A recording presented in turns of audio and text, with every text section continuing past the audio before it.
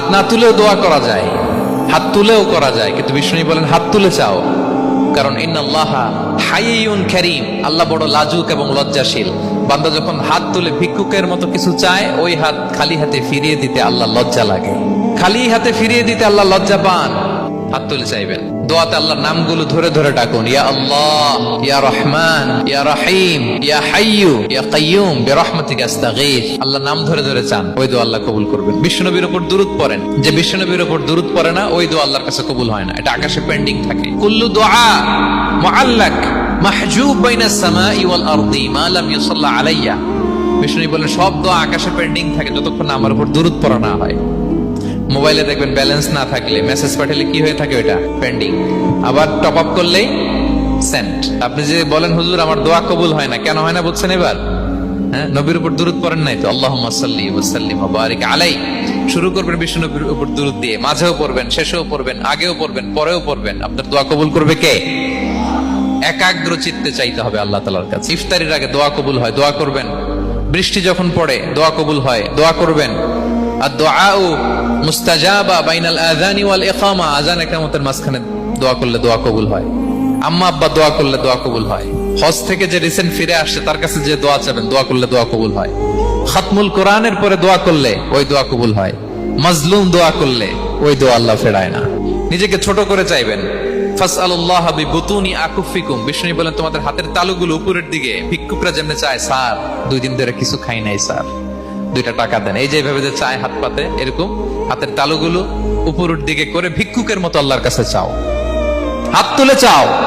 বিষ্ণু সাল্লাল্লাহু আলাইহি ওয়াসাল্লাম বলেন আদ-দুআউ মুখুল ইবাদা। দোয়া হচ্ছে ইবাদতের নির্যাস।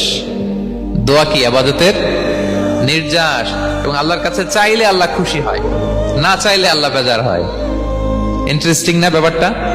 আর দুনিয়াতে বারবার চাইলে খুশি হন আপনি? একটা বিষয় নিয়ে একজনের কাছে গেলাম, ভাই একটু বিপদে পড়ছি, একটু হেল্প করেন, করলো। এর পরের সপ্তাহে আবার গেলাম, ভাই আমার তো একটু সমস্যা, টাকা পয়সার, একটু হেল্প করেন, মুখ লজ্জায় ধরেন, আবারও করলো। এর পরের সপ্তাহে আবার গেলাম, ভাই বিপদে পড়ছি, একটু হেল্প করেন। এবার কেমন লাগবে বলেন তো?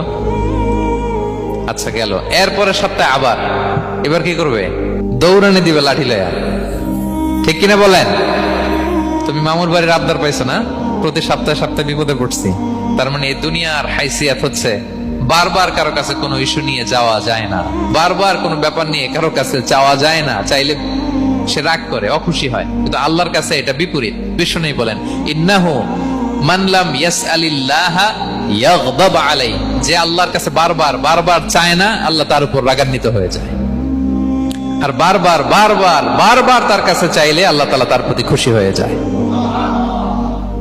এজন্য আল্লাহ তাআলার কাছে চাইতে হবে প্রিয় ভাইয়েরা, চাইতে হবে, বিনয়ের সাথে চাইতে হবে, চোখের পানি ছেড়ে চাইতে হবে, একাগ্র চিত্তে চাইতে হবে, চাওয়ার মতো চাইতে হবে। চাওয়ার মতো চাইলে আল্লাহ দেয়।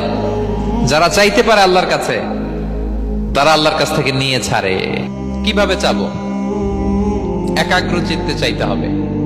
আমরা অনেক সময় দোয়াও করি, আবার আরেক দিকে তাকায় আছি। এই যে দোয়া করতেছি, দেখেন আল্লাহুম্মা আমিন, রব্বানা আতিনা ফিদ দুনিয়া হাসানাহ ওয়া ফিল আখিরাতি হাসানাহ।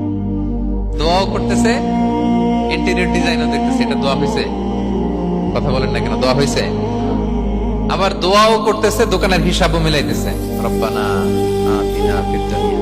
দোয়াও চলতেছে আর দোকানের হিসাব কিতাব যা আছে, এরকম দোয়াও আছে না নাই? এটার একটা আমি নাম দিছি, এটারে আমি বলি রোবোটিক দোয়া। মানে রোবট, আপনি একটা সিস্টেম অন করে দিবেন, ওটা করতেছে, এটার কোনো প্রাণ নাই, ওটার মধ্যে কোনো অনুভূতি নাই, কোনো রিয়েলাইজেশন নাই।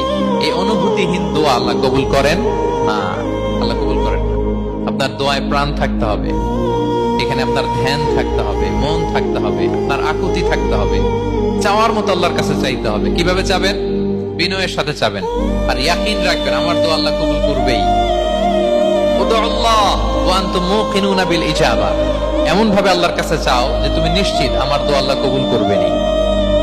আপনি নিশ্চিত হইলে আপনার দোয়া কবুল হয়ে যাবে।